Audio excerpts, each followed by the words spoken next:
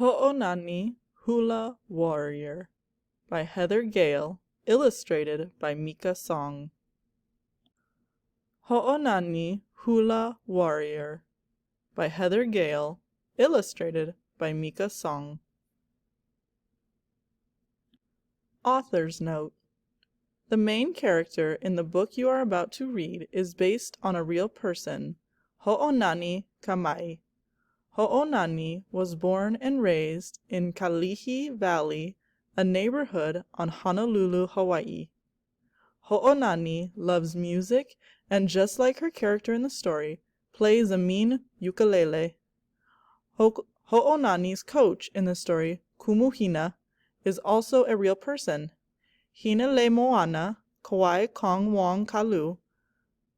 Kumuhina, Kumu means teacher, is a Kanaka Maoli teacher, a Hawaiian cultural practitioner, a community leader, an activist, and the first transgender candidate to run for statewide political office in the United States. Both Ho'onani and Kumuhina were involved in the documentary A Place in the Middle, which this book is based on. You can watch it here, aplaceinthemiddle.org. Dean Hamer and Joe Wilson, the producers of the documentary, were inspired by Kumuhina and her great effort to create a school environment where all kids are welcome and they feel like they belong. Hina has created a special place in the middle for students who might be marginalized and mistreated elsewhere.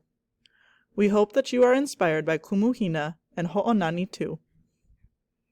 In ancient Hawaiian culture, every person has a role in society. Mahu, people who embrace both feminine and masculine traits, were valued as healers and as caretakers and teachers of ancient traditions.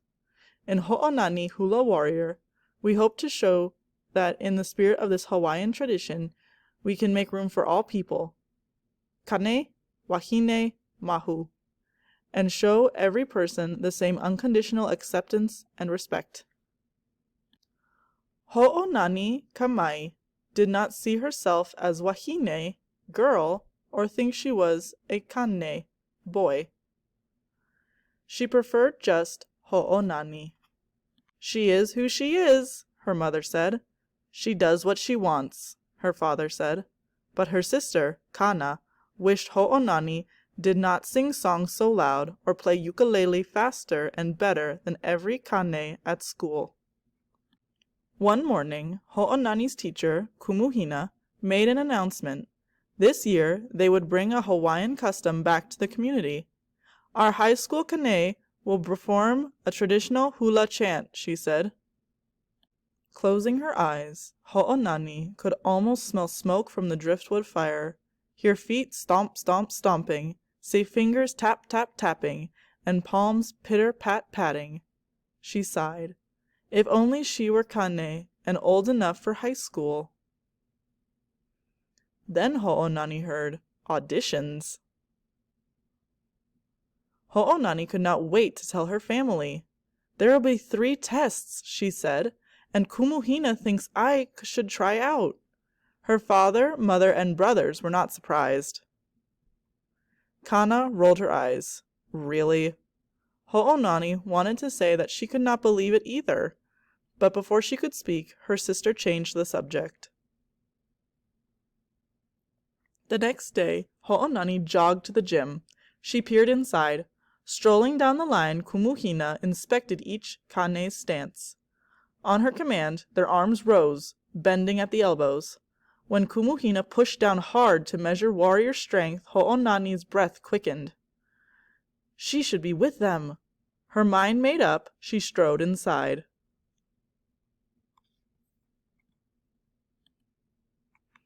One by one, their faces changed.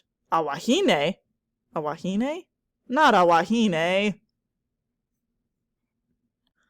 Last in line, Ho'onani lifted her arms. As Kumuhina pushed down, she held her place, strong, sure, and steady.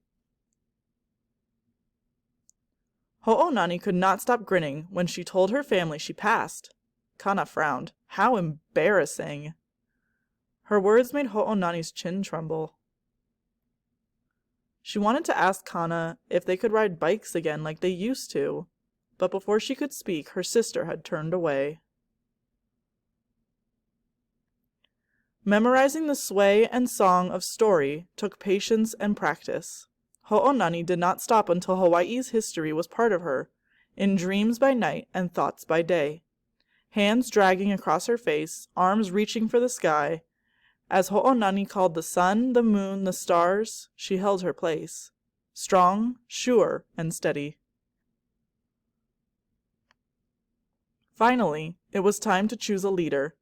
Ho'onani's stomach twisted in nervous knots. One kane, another, and then another stepped forward.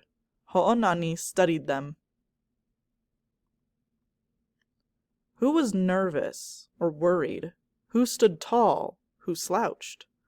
Who stayed focused? And who squirmed? Then her turn. Faces swam in front of Ho'onani as she called for attention.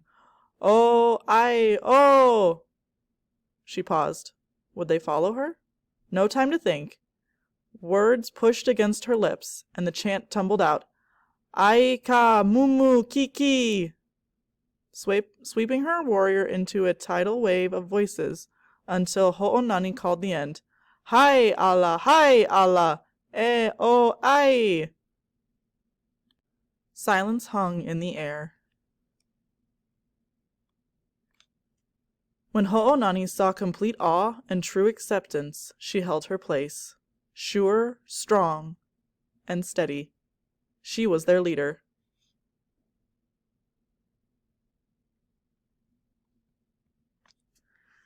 Later, Kumuhina beckoned her over. Her teacher spoke with respect and honesty. She said that some might not appreciate a wahine leading their sons up on stage. They might create a fuss. Ho'onani knew she could not quit now. She had earned this position. She thought of her sister and looked up at Kumuhina. If someone wants to leave, she said, that is their problem. That evening, Ho'onani couldn't wait to tell her family that she had been chosen as leader of the Kane Hula troupe.